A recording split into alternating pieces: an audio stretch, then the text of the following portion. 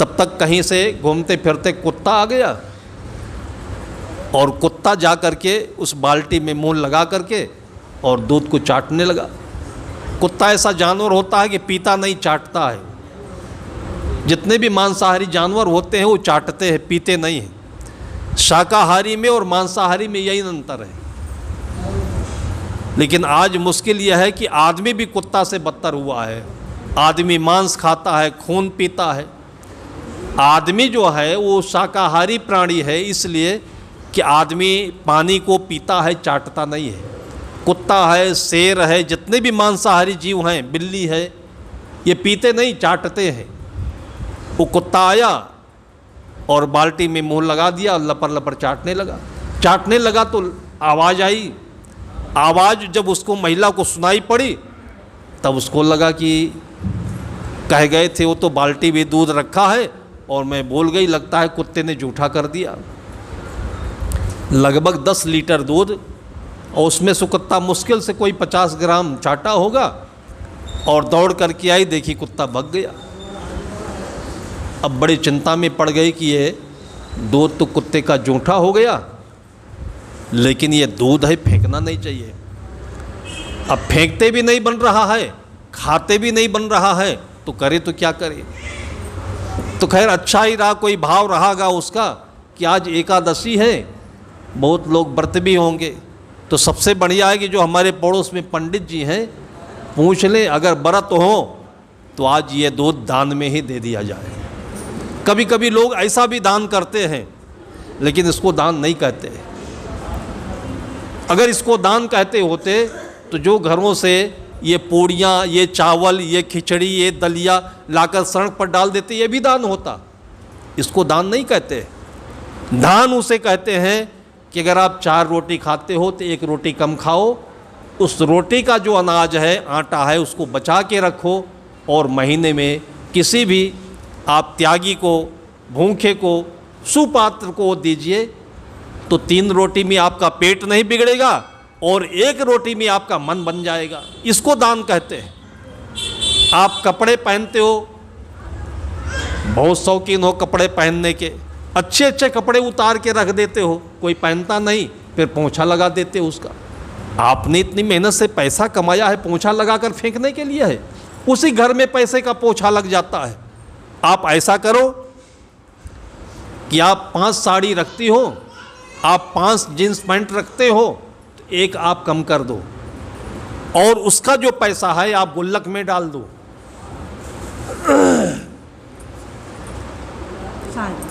वो पैसा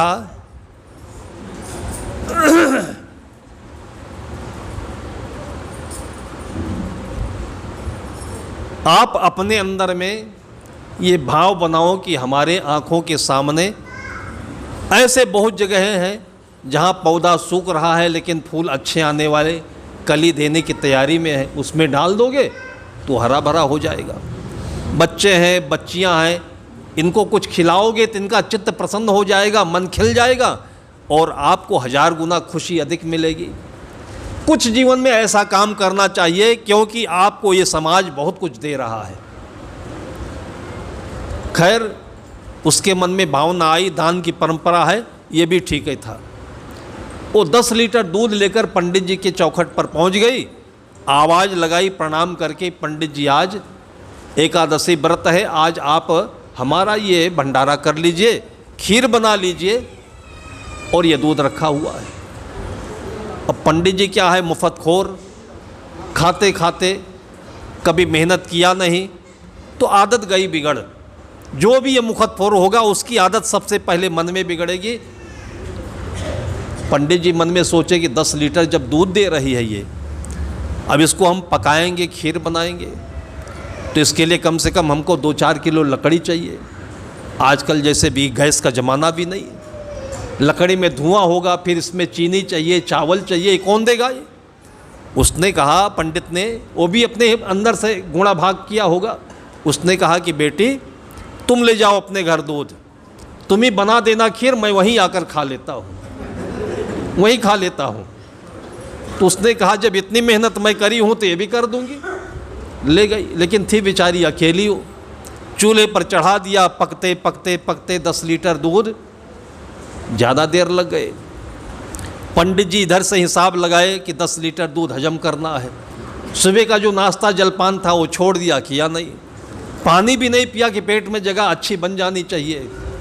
जो भी इस प्रकार का गणित लगाया जिंदगी में, वो समझ लो ये पंडित की दशा को ही जाएगा। इसलिए मैं कहानी सुना रहा हूँ, कहानी नहीं है, ये यथार्थ है। ये जो भी इस सिद्धांत पर चलेगा वो इसी रास्ते पर जाएगा। पंडित जी यही सोच रहे थे। अब बुलाने आए, अब बुलाने आए, 12 बज गए, 1 बजने वाले थे, तो बुलाने तो आई नहीं। आई क्यों नहीं? बेचारी अकेली थी, उसके 1000 काम थे। खीर बनकर तैयार हो गई थी। तब तक पंडित जी स्वयं चले गए उसके घर पर। बोले, बेटी खीर तो तैयार हो गई होगी, समय हो गया है, परोस दो, खा लूँ मैं। उसने कहा, बड़ा गजब हो गया, बड़ी चूक हो गई, समय हो गया था, मुझे बुलाना चाहिए था। पंडित जी अपने आप आ गए। अगर आप किसी को कुछ देना चाहते हैं और आपके देने के पहले वो मांग ले, तो आपको देने का भाव बिल्कुल गिर जाएगा। ये समझ लीजिए। इसलिए कभी किसी से मांगिएगा नहीं। आप भले भूखे रहिए, आप भले गरीबी में रहिए, आप भले थोड़ा कष्ट सह लीजिए, तपस्या है, आपकी परीक्षा है, लेकिन हम साधु संतों को हमारे गुरुजनों से दिया हुआ जो सीख है वो एक याद रखिए कि आप भूख बढ़ाइए, कमी बढ़ाइए, इच्छा मत बढ़ाइए, लालच मत बढ़ाइए। लालच में, भूख में अंतर होता है। भूख में, खाने की आदत में अंतर होता है। आप में से बहुत लोग हैं भूख पर नहीं खाते हो। टाइम हो गया है, बढ़िया खीर पूड़ी बनी है, जलेबी छन रही है, दही है, समोसा है, तब खाते हो। कुछ भी हो बाहर का बढ़िया, लेकिन भूख नहीं तो खाना नहीं। भूख बढ़ाइए आप, 2 घंटे बाद खाइएगा। दूसरी बात, कभी भी बिना बुलाए किसी घर में जाइएगा नहीं। ये छोटी छोटी बातें आपको निरर्थक लग रही होंगी, लेकिन ये बातें हम लोगों को समझाई जाती थी। माएँ कहती थी अपने बच्चों को कि किसी के हाथ का दिया हुआ खाना नहीं। और मैंने ऐसे ऐसे बच्चों को देखा है कि माँ के साथ में है, लेकिन उसकी पड़ोसिन है, उसकी मौसी है, या उसका कोई कुल कुटुंबी है, संबंधी है, मिठाई लाया उस बच्चे को दे रहा है। और मैंने देखा कि बच्चे का तो सब कुछ बढ़िया होता है, भोग बढ़िया है, मन बढ़िया है, निर्दोष है, उसको क्या मालूम पाप पुण्य क्या होता है, ईर्ष्या क्या होती है। खिलाने के हिसाब से कोई गलत भी खिला सकता है, लेकिन बच्चा इसको नहीं समझता है। लेकिन माँ ने बच्चे को जो ट्रेनिंग दी, मैंने देखा कि बच्चा वो हाथ से पकड़ा नहीं वो मिठाई, देखता रहा, वो कहती रही कि बेटा ले ले ले ले, बच्चे ने लिया नहीं। बच्चा अपनी माँ की निगाह को देखता रहा। ये मैंने एक आदिवासी के घर में भी देखा। आदिवासी के यहाँ तो हमारे जैसे कोई साधु नहीं जाते, कोई वहाँ शिक्षा नहीं देता, कोई रामायण नहीं सुनाता। मैं छत्तीसगढ़ के किसी गांव में था, वहाँ से 12-15 किलोमीटर की दूर पर जंगल में आदिवासी लोगों का घर, पुरानी पद्धति से जीने वाले। तो मेरे मन में एक श्रद्धा हुई कि इनका जनजीवन कैसे होता है देखें। तो चलने से पहले मन में हुआ कि ऐसे देखने नहीं जाना चाहिए, कोई वो सिनेमा थोड़ी है, कोई एक्टर नहीं कि उनको देखने जा रहे हैं। तो साथ में थोड़ा फल रख लिया, मिठाई रख लिया। गए तो पहली बात यह कि हमारे जाने पर कोई हमारी तरफ आकर्षित नहीं हुआ। जैसे आपके घर के आसपास कोई आ जाए तो घर से निकल कर ताकने लगते, झांकने लगते। वो अपने जनजीवन में, अपने दिनचर्या में इतने आनंदित हैं, इतने व्यस्त हैं, हम खड़े रहे वहीं और कोई हमारे पास आया नहीं। एक महिला घर से निकली, उसके साथ में 2-3 बच्चे भी थे। हो सकता है पानी लेने जा रही थी, दूर दूर से पानी लाना पड़ता है। तो वही महिला से मैंने बातचीत शुरू की कि आपके घर के श्रीमान जी कहाँ गए? बोली लकड़ी लेने गए हैं जंगल में। फिर मैंने कहा कि फल निकाला, मैंने उन बच्चों को देना चाहा। वो बच्चे देर तक देखते रहे, लेकिन हमारे फल की तरफ उन्होंने इच्छा नहीं प्रकट की। बहुत देर के बाद फिर उस माँ से मैंने कहा कि हम लोग बड़ी खुशी से आए हैं, बड़े प्रेम से आए हैं, ये मेरा फल ले लो, अपने बच्चों को खिला दो। ये मेरी ज़िंदगी की बात मैं बता रहा हूँ। कभी आपका बच्चा भी ऐसा कर सकता है? अगर आप बहुत भाग्यशाली हो तभी करेगा, और नहीं तो आज मौका मिल गया है तो गपागप खाना शुरू कर देगा। आप किसी फंक्शन में चले जाइए, शादी बारात में चले जाइए, लोग जानबूझकर अंधेरा देखते हैं, उधर जाओ तो ठीक से खाने को मिलेगा। बहुत कम ऐसे होंगे जो माता पिता की प्रतीक्षा करें, जो अनुमति लेने की प्रतीक्षा करें, जो कहने की प्रतीक्षा करें तब खाएंगे, नहीं तो निमंत्रण देकर वापस चले आएंगे। खाते नहीं किसी घर में। ये अपने बच्चों को सिखाइएगा। पंडित जी बिना पूछे बिना बुलाए उसके घर पहुंच गए, और पहुंच ही नहीं गए, पाटरा लेकर के थाली लेकर बैठ भी गए और बोले बेटी समय हो गया है, खीर तैयार हो गई होगी और ला करके परोस दे। उसको भी थोड़ा सा ग्लानि हुई कि मुझे बुलाना चाहिए था और मैंने देरी कर दी। वो ला करके 10 लीटर का जो खीर है बढ़िया पक करके लाल हो गया, रबड़ी जैसे हो गई, तो एक बड़ी सी थाली में उसने परोस दिया, एकदम गरम गरम। फिर पंडित जी अपना अंगौछा लेकर के हाँकते रहे, फिर उसका थोड़ा थोड़ा लेकर चाटते रहे। थोड़ी देर के बाद में, ऐसे कि हमारे यहाँ पद्धति भी है, एक शिष्टाचार भी है, कोई खाता है तो पूछा जाता है भाई हमारा भोजन कैसे बना, अच्छा नहीं लगा है? तो खाने वाला कब कहेगा अच्छा नहीं लगता है? कहना भी नहीं चाहिए। तो वो महिला आकर के पूछी कि पंडित जी मैंने खीर बनाई, अच्छी लगी कि नहीं लगी? कैसे बनी खीर? पंडित जी खाने में इतने मस्त हो गए, अच्छी तो थी ही, लेकिन इतने मस्त हो गए कि इतने बेबल होकर के, आह्लादित होकर के बोली बेटिया पूछो नहीं, खीर नहीं है, ये तो अमृत है। भोजन भी कहीं अमृत होता है? अमृत तो भूख होता है। अगर आपको भूख है तो आप सूखी रोटी खाओगे, वो भी अमृत है। लेकिन पंडित जी इतने बखान में चले गए और उस स्वाद के कारण से वो बोले बेटी ये तो खीर नहीं अमृत है। उसने सुना अमृत है, उसके मन में वो लोकोक्ति याद आई। वो सुना करती थी कभी कि जो कुत्ता होता है ना, इसकी जुबान में अमृत होता है। सुना है आप लोगों ने? क्यों ऐसा कहा गया? कुत्ते की जो जुबान होती है बहुत साफ होती है। आप लोग भी देखिएगा, अगर आप स्वस्थ हो, आपका पेट बढ़िया है, पाचन बढ़िया है, तो सुबह सुबह आईने के सामने, दर्पण के सामने जब खड़े होते हो ना, तो अपना मुंह खोल करके जीभ देखना कुत्ते जैसा है कि नहीं है। कुत्ते की जीभ जितनी साफ होती है और जितनी गुलाबी कलर की होती है, वही अच्छे पाचन का एक पहचान है।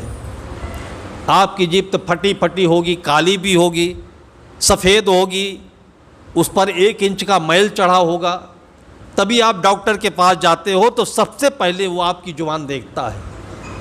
वहाँ जाने की ज़रूरत नहीं है, आप यही देख लो, आसपास में कुत्ते घूम रहे होंगे, उसकी जुबान देख लीजिए आप। और दूसरी बात यह है कि कुत्ता जो होता है, घाव हो जाता है तो कहीं भी वो एंटीसेप्टिक, एंटीबायोटिक कोई दवा लेने नहीं जाता है, वो चाटता रहता है घाव को। घाव में उसके इन्फेक्शन कभी नहीं होता, घाव सूख जाता है।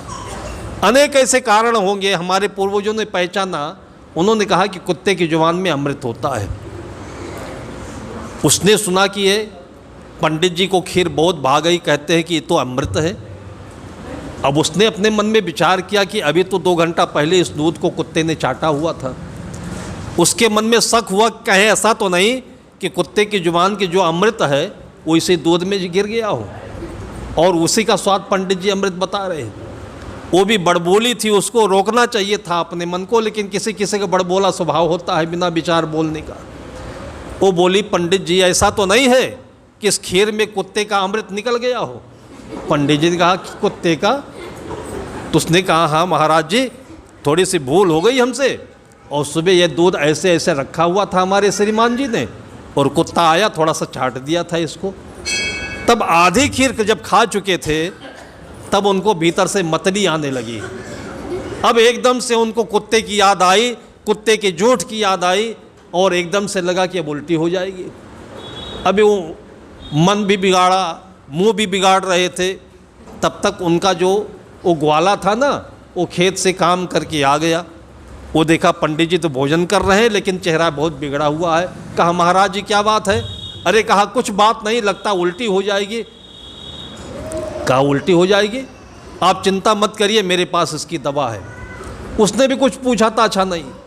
पंडित ने भी कुछ पूछा था, अच्छा नहीं। उसने कहा ग्वाला ने कि मेरे पास दवा है, अभी उल्टी ठीक कर देता हूँ। वो कुर्ता पहना हुआ था, उसी जेब से एक डली निकाला और डली निकाल करके दिया और डली लेकर के पंडित जी अपने मुख में डाल दिए, चूसने लगे। वो और स्वादिष्ट निकला। चूसते चूसते थोड़ी देर घूम करके आया वो ग्वाला, पूछा महाराज जी अब कुछ शांति है? कहा अब तो बहुत बढ़िया हो गया, अब उल्टी नहीं होगी। कहा लाइए डली वापस करिए हमारा। कहा वापस क्या करोगे? कहा महाराज जी ये वो दवा है कि जिसको भी मुंह में बिगड़ता है, उल्टी आने को होती है, तो मैं इसी को चुसा देता हूँ, वो ठीक हो जाता है। पंडित जी ने कहा कि भैया कितने को जुठा करके तुमने और फिर हमको इसको खिला दिया, चुसा दिया। अभी तक केवल कुत्ते का जोंट खाया था, गजब कर दिया तुमने।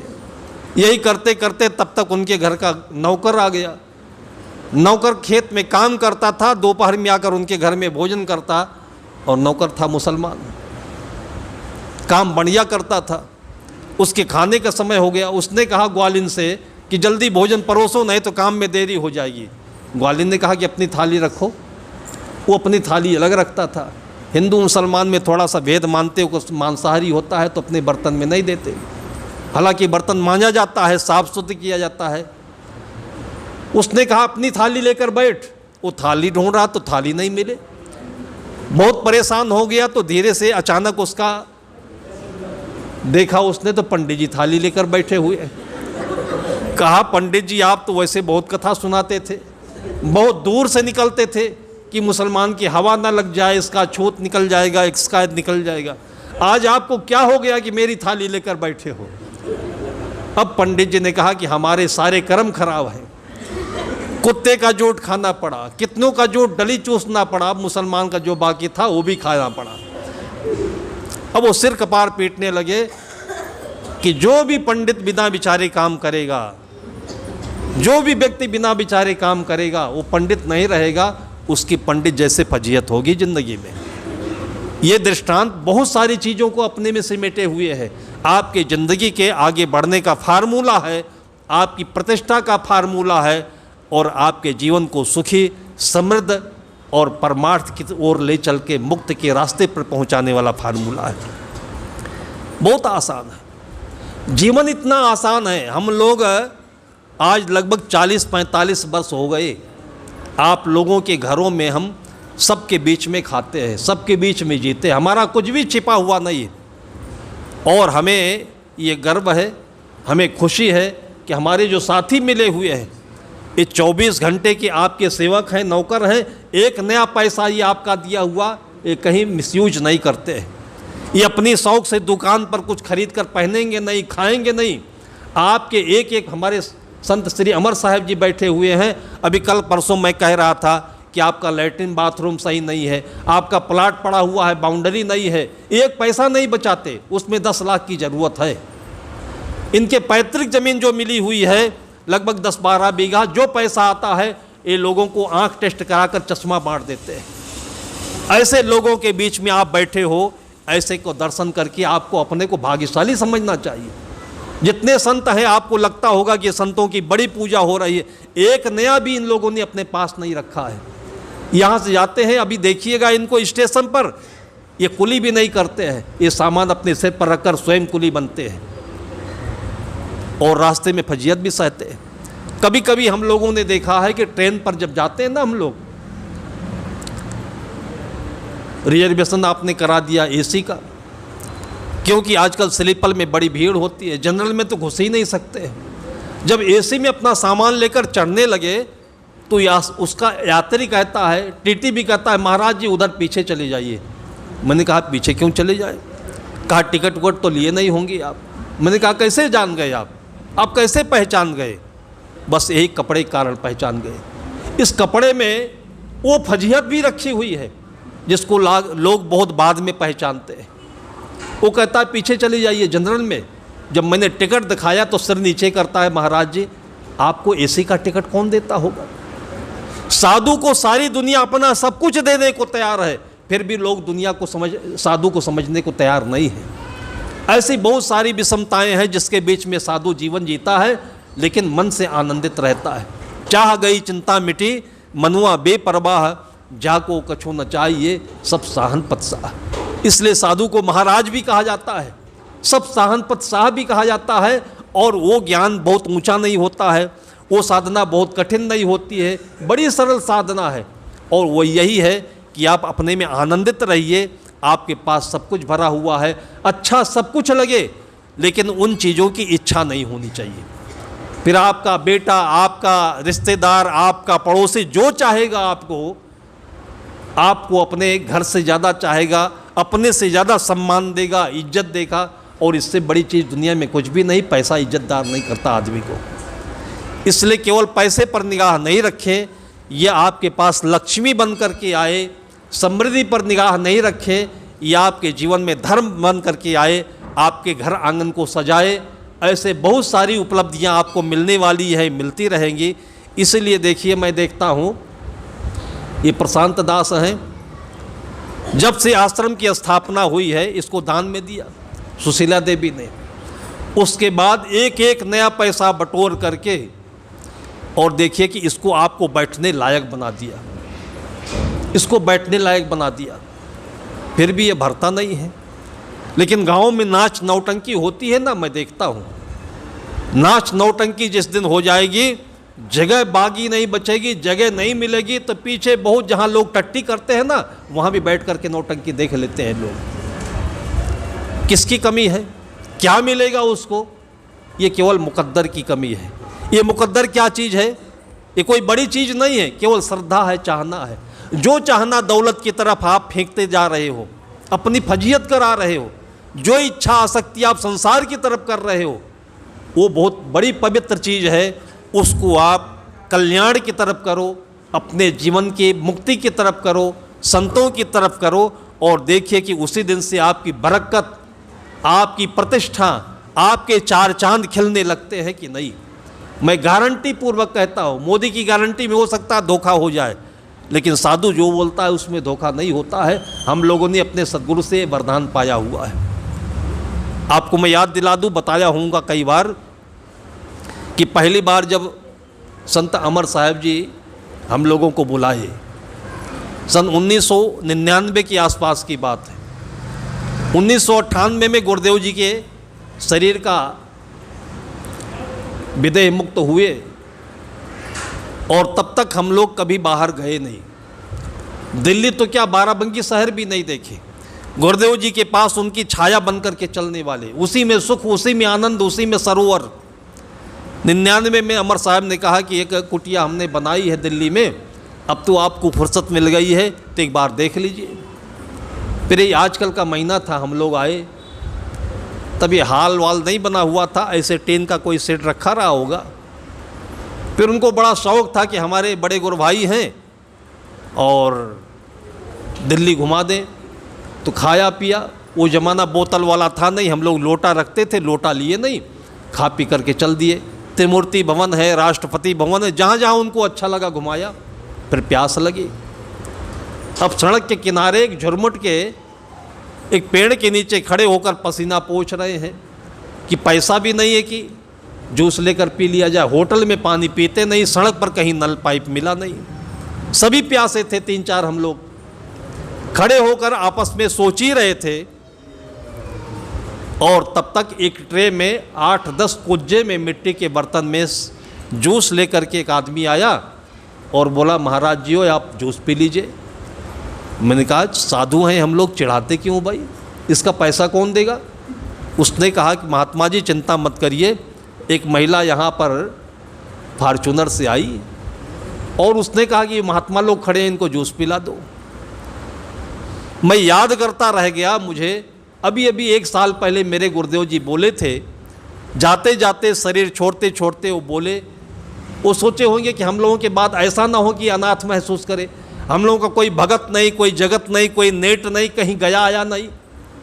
उन्होंने कहा कि निष्ठादास, तुम जैसे लोगों का ख्याल करते हो करते रहना, और तुम्हारा ख्याल लोग जरूर करते रहेंगे। ये वचन उन्होंने दिया। और उसी के 2-4 महीने के बाद मैंने देखा कि प्यास के समय में पानी ही नहीं जूस सामने आकर के उपस्थित हो गया, पता नहीं कौन है वो। हमारे गुरुदेव जी की वाणी आज तक हमारे साथ में एक एक पग पर सामने आ रही। अभी वो यहाँ पर आ नहीं पाई, उस मंदिर को देखने गई हुई है। एक निर्मला जी आई हुई है, उनकी बहू अदिति बहन आई हुई है, उनका पोता आया हुआ है। जो आश्रम बन रहा है ना, वो उस आश्रम को बनाने की क्षमता हम लोगों के पास, हम लोग कौन से सेठ हैं। लेकिन जब कभी उन्होंने देखा होगा, सुना होगा, एक बार हम लोग चंडीगढ़ गए हुए थे, वहाँ एक कलेक्टर साहब थे IAS अफसर, तो उनकी पत्नी ने हमको कहा कुछ ले लीजिए, कुछ ले लीजिए, क्या ले लें हम। तो उनके समझ में जो कुछ आया तो उन्होंने हमारे लिए बहुत अच्छा फर्स्ट क्लास का जूता खरीद करके लाया। मैंने पूछा कितने का मिला होगा, बोले 3000 4000 का है। मैंने कहा मैं 100 रुपये का चप्पल 4 साल पहनता हूँ, जूता मैं पहनता नहीं। इतना वो पीछे पड़ गए कि ले लीजिए ले लीजिए। मैंने कहा कि 3000 रुपये आप दे रहे हो, 3000 में वो चीज़ दे दीजिए आप जो कि बहुत लोग ले ले। मैं ये जूता पहन करके कहाँ पहुँच जाऊँगा, क्या कर लूँगा अपनी ज़िंदगी में।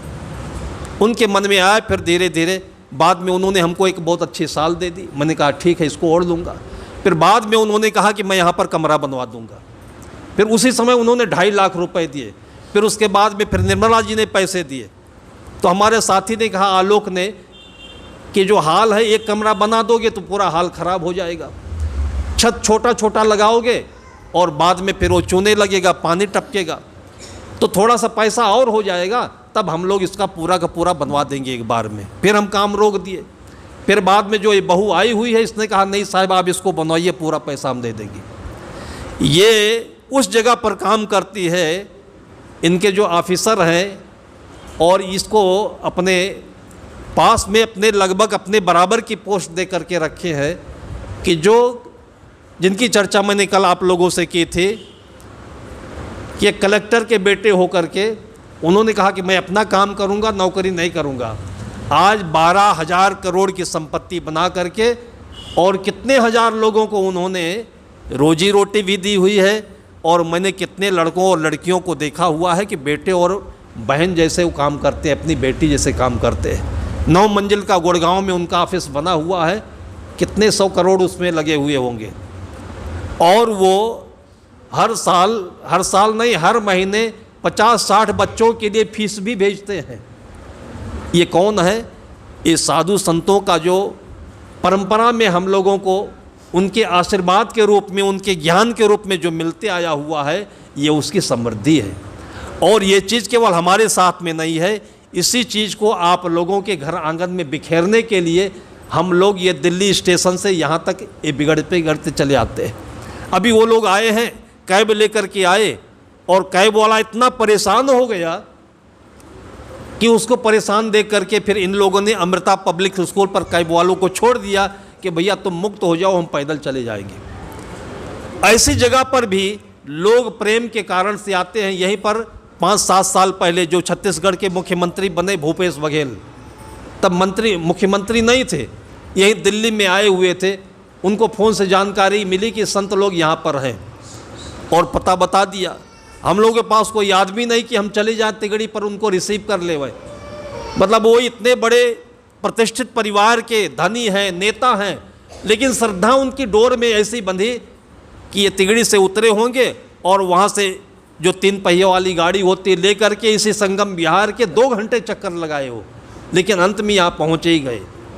ये श्रद्धा ऐसी जगह आपको पहुँचाती है जहाँ पर आपका तन सार्थक होता है, मन सार्थक होता है, धन सार्थक होता है, और पूरा जीवन सार्थक हो जाता है। पैसा कोई बड़ी बात नहीं। हम लोग कौन फैक्ट्री चला रहे हैं, हम लोग कौन मजदूरी करते हैं, लेकिन पैसे की कमी नहीं होती है। जो सोचते हैं वो होता है, और जो होना चाहिए वो हमारे सोचने के पहले हो जाता है।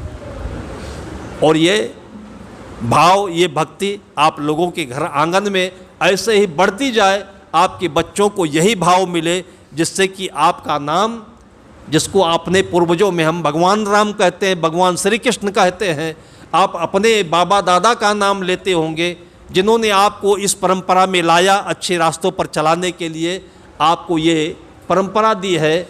उन सबको नाम लेकर के आप रोज़ सवेरे से शाम तक चलते रहेंगे तो आपके जीवन में कोई भी चीज़ की कमी नहीं होने पाएगी। आज हम लोग अपने जीवन में उसी चीज़ को पाए हैं और उसी चीज़ को बांटने के लिए दिल्ली स्टेशन से भटकते भटकते आपके ये मंदिर पर आ जाते हैं, आपके द्वार पर आ जाते हैं। आज आप लोग इस परंपरा को चलाने के लिए अपने भाव श्रद्धा को लेकर के, भक्ति को लेकर यहाँ तक पहुँचे हैं। आप लोगों को भी बहुत बहुत धन्यवाद देते हुए, ये साध्वी सुशीला है, उनके कामता दास जी हैं और उसके साथ में हनुमान की तरीके से काम करने वाले प्रशांत दास हैं, इन सब को मैं बहुत बहुत धन्यवाद देता हूँ कि आपके लिए 24 घंटे के नौकर बन करके आपको पूरी हलवा खिला रहे हैं और ऐसे ही आपके बेटे भी आने वाले पीढ़ी को पूरी हलवा खिलाते रहें। आपके घर आंगन में कभी भी बरसात की कमी नहीं होने पाए, हमेशा ऐसे ही आप लोगों के घर में मेला भंडारा होता रहे। बहुत बहुत शुभकामनाओं के साथ में अभी की चर्चा को मैं यहीं पर विराम देता हूँ।